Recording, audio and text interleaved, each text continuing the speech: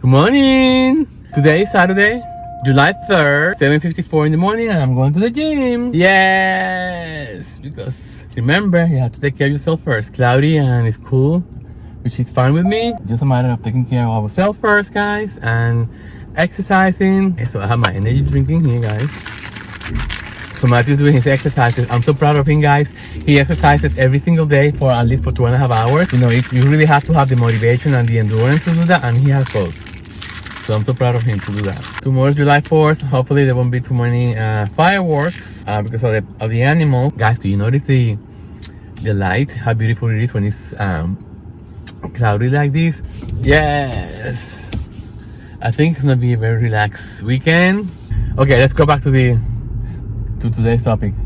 So today we're gonna talk about something that I'm still struggling with, guys, because it's, I think, one of the biggest behaviors that we do sometimes, especially on social media, and that is when to learn when to stay quiet, you know, or when to recognize. Okay, for example, I've been doing this since social media started, you know, and learn to recognize when to keep your mouth shut, only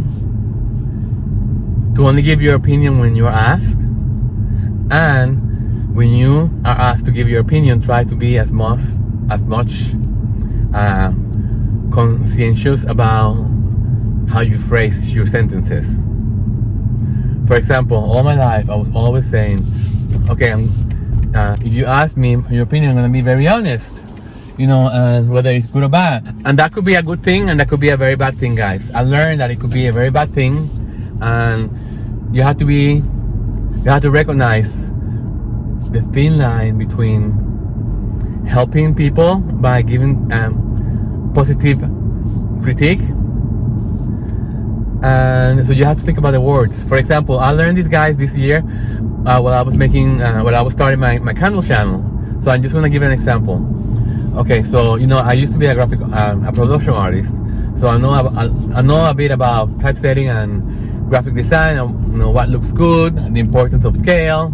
Anyway, so people have been asking questions about labeling on the candle labels, you know, and they asked to give our opinions. So I started being very, very blunt and told them the honest truth, you know. And then, you know, some people took it well, some people took it did not answer. And then I realized when I was working on my own, let me just change this because this is driving me crazy.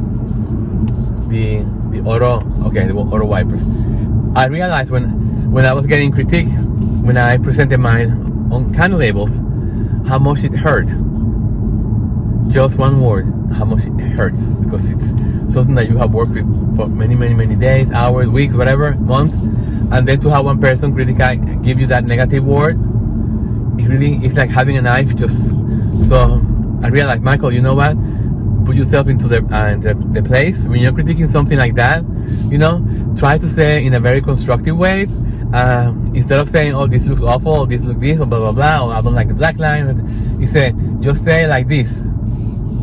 Maybe have you tried using a different shades of black to see it will complement the type, or you know, just give ideas of a solution. Do not just go and just say, okay, this looks awful. Just give a solution. You know, show them that you care, but just give them a different choices to try, but don't put them down. And that's it. So I've been trying to work on that, and guys, that's really helped me a lot to grow more conscientious about negative feedback, you know. And so for me, it's been working out, you know. So the same thing goes when somebody writes a posting, you know, either on Facebook or whatever it is, you know, or Instagram, you know. And I learned this even more because I am a hairdresser, and I've seen a lot of postings, people posting hairs, you know, a lot of students posting different works they've done, and how do we think about it, you know. And I've seen so many negative, the way people react to them, and I used to be one of them, saying, oh my god, this looks like crap, or this is not the way it's done. Instead of giving solutions, they just like very blunt and say, okay, awful. You know, don't be like that, guys, because we all have to learn. You know, we all been there. So, you know, it's to me, it's been a real big awakening on learning how to give a constructive criticism when people ask me their opinion. You know, it's so important to think about, you know, would you like people to criticize you the same way you're criticizing them? It's so, you know, it could hurt their feelings. You know, you have to think about when they create something, a label or a candle, or even, you know, anything.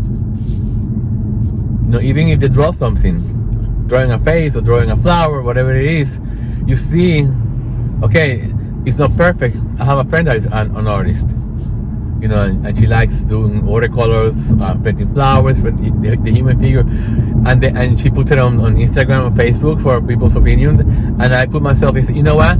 You have to applaud that.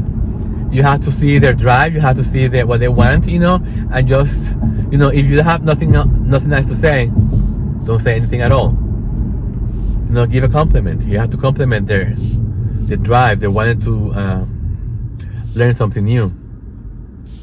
So that will give them more incentive to grow more. You know, it's if you have a critique on, okay, maybe the flower could look better if I use this different technique or this different shading, tell them that, you know, oh, try this. I have a great idea for you that you can use. Try using this kind of shading on this corner, whatever it is, and you see how great it's gonna look. Just say it worked for me. Try it for yourself. It may work for you too. It's beautiful, but you know, try this to make it even better.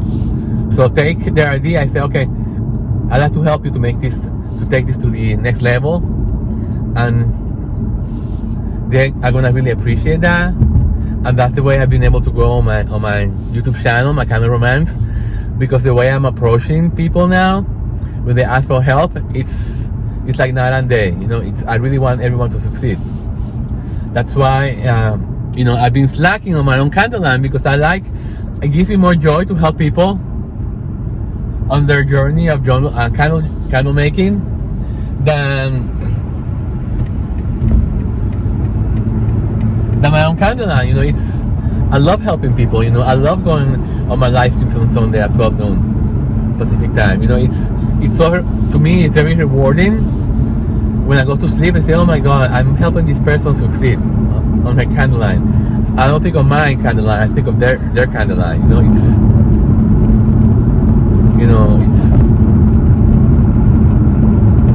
very rewarding.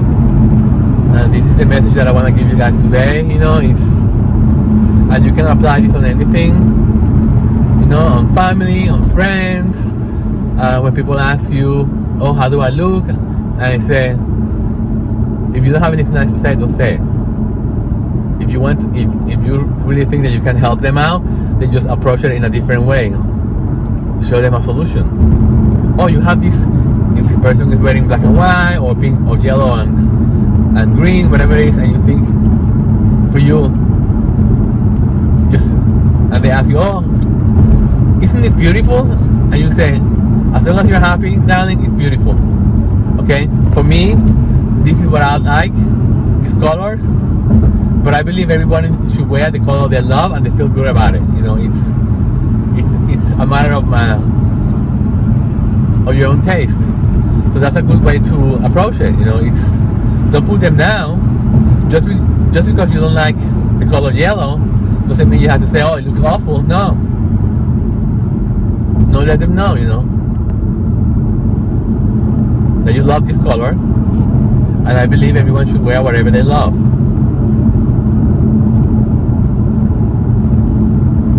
So, okay guys, so I'm gonna keep driving now. I'm gonna leave the video here, and I hope you got this message the way I wanted to go across. And I'll see you in the next video, guys, and have a healthy and happy July 4th.